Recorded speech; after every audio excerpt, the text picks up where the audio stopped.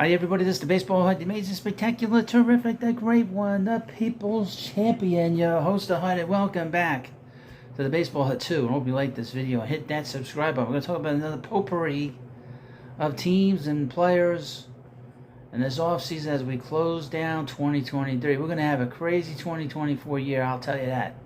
Trust me, it is going to be insane. Not going to see this kind of year in forever after this. Boy, oh boy. See you all next year at this time, if we're still here.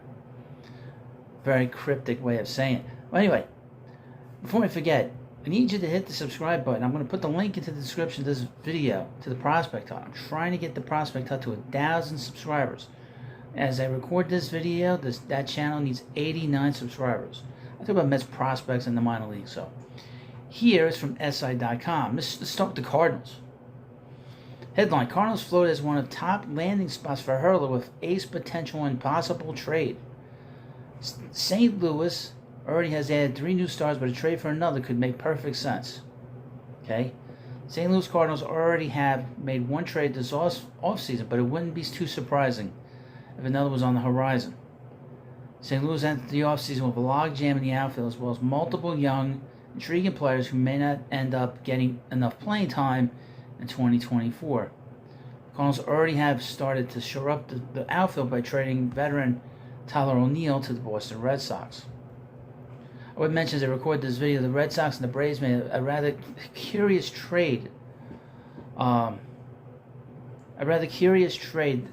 Braves traded Vaughn Grissom, the young player, to the Red Sox for Chris Sale. Chris Sale has not pitched regularly since 2017. Very strange trade.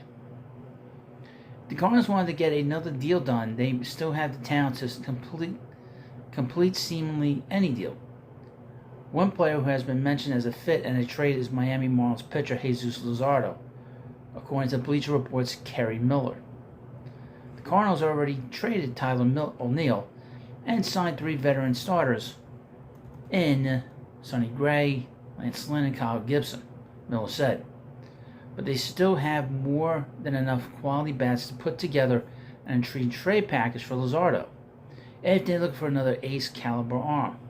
At any rate, St. Louis probably would have been number 1 on this list 6 weeks ago. Interesting.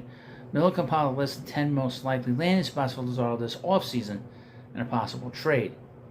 He's been mentioned in rumors for weeks, and at this point, seems like he will be traded. Now, the Marlins don't have Sandy Alcantara. He's going to be out with Tommy John surgery next year. So they might be looking to retool and just trade away some of the guys that are arbitration eligible at some point. Although the Cardinals have already added 3 starters, landing Luzardo would be an intriguing move, and the cost wouldn't be too egregious. St. Louis has plenty of young offensive talent on the roster that could make a move happen. Luzardo was stellar for the Marlins last season and logged a 3.58 ERA in 32 starts. He had 3.32 ERA in 2022 and 18 starts. The lefty has true ace potential and is just 26 years old. If the Cardinals could get a deal done, they absolutely should. From MLB Trade Rumors, headline: Red Sox exploring trades involving outfields. Now again, like I said in this video, the Red Sox made a deal with the Braves today. They acquired Grissom and Vaughn and trade for Chris Sale. A very, very peculiar trade, and in particular from the Braves' standpoint. I mean, Chris Sale has not been a regular contributor to a rotation since 2017. It's a very, very strange trade from the Braves' aspect, quite frankly. Now, Grissom is a young player. He really hadn't had a chance to play here. He lost out the shortstop job to, what's his face? The guy who's chirping at the Phillies fans. The Red Sox are exploring trades involving their young outfielders, reports Alex Spire of the Boston Globe. While Spire doesn't identify anyone who is specifically part of the talks, the Sox have a few intriguing possibilities. Of the 6 primary outfielders on the 40-man roster, 3 have yet to qualify for arbitration. Weir, Abreu, Jarren Duran, and Ceddanne Rafaela.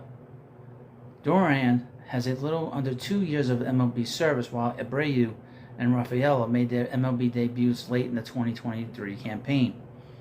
Other clubs likely Value that trio in different orders. They each shown promise, but none is a finished product. Duran, who turned 27 in September and has appeared in parts of 3 big league campaigns, might offer the most certainty. He's nonetheless a potentially divisive evaluation, as he took a step forward in 23 after significant struggles in his first 2 MLB looks. The left-handed hitter is coming off an impressive .295 year with 8 home runs over 362 plate appearances. That's far better than the .219 career mark he brought into the year. It's a similar story defensively. Duran is an elite athlete and runner. That has shown up on the bases, where he went 24 for 26 and stolen base attempts, but hasn't translated into strong defensive reviews. Public metrics have graded him as a middling center fielder, although to varying degrees. StatCast has pegged him 2 runs below par in nearly 1,200 career innings. Defensive runs saved has been harsher, estimating him 19 runs below average. A team that feels he's capable of a better defender in center would be much more bullish than one that projects him as a left fielder, where he doesn't have prototypical corner outfielder power. Let's see. Abreu faces similar questions about his ideal defensive spot. He's played all 3 positions in the minors. During his MLB debut, he started 8 games on left and 12 in the center. Baseball America, which recently slotted him as the number 6 prospect in the Sox farm system, suggests he's best in right. Abreu has elite arm strength but below average speed, which makes him a tough fit in center. Rafaela brings a polar opposite approach. He's an extremely aggressive hitter, which MLB pitchers exploited during a 28-game debut. The Curaçao native torched AAA pitching, running a .312, .370, .618 slash for 14 homers over 219 plate appearances. That's strong production for any player, especially impressive for an outfielder whom most prospect evaluates forecast as a Gold Glove caliber center fielder. Rafaela can also play the middle infield, although he's regarded as a superior defender on the grass. Baseball America recently named him the Sox number 4 prospect. Barring trade, Duran is a lock for an opening day roster spot. Abreu or Rafaela could start next season in AAA. It's unlikely there's room for all 3 players to open the year unless there's an injury in spring training. The Sox sent a pair of minor league right-handers to St. Louis for Tyler O'Neill. He's primarily left fielder, but capable of covering all 3 spots. Left fielder, designated hitter Masataka Yoshida is headed into the 2nd season of a 5-year deal. Okay. From NBCSportsChicago.com. Headline: with 2024 approaching, Cubs remain only team in MLB yet to add to big league roster in offseason. Interesting. Typically the noisiest month of the baseball offseason, it's no secret that this December was less active around MLB than it is in most seasons. With Shohei Ohtani and Yoshinobu Yamamoto have both come off the market, many of the year's biggest free agents remain without a team, with New Year just days away, signaling one of the slower offseasons in recent memory. Despite the slow pace, teams have been adding to their roster either via trade or free agency and have at least somewhat of a different look as they head into 2024. With that, that is 29 of the league's 30 teams. As of Thursday, the Chicago Cubs are the only team in the major leagues that has not made an addition to their 40-man roster this offseason, sparking at least a little concern from even the most optimistic of fans. While several notable names beyond Ohtani and Yamamoto, such as Aaron Nola, Sonny Gray, and Jung-Ho Lee, have come off the board, the Cubs can still find plenty of options on the free agent market to improve their roster. The market standstill in his relation to the Cubs has almost certainly to do with Scott Boras, whose clients include Cubs targets Cody Bellinger and Matt Chapman. Boras, long the game's most successful agent, has demonstrated willingness to wait until the offseason to try and achieve the desired deal for his clients. The Cubs, under Jed Hoyer, have been notorious for shying away from long-term high-dollar commitments that top free agents typically sign, are highly unlikely to meet his demands. Boras' demand up front for one of his clients. While this perfectly explains the lack of movement at the top of the market for the Cubs and their top targets, the waters are murkier when considering options on the market that were considered more under the radar at the start of this offseason.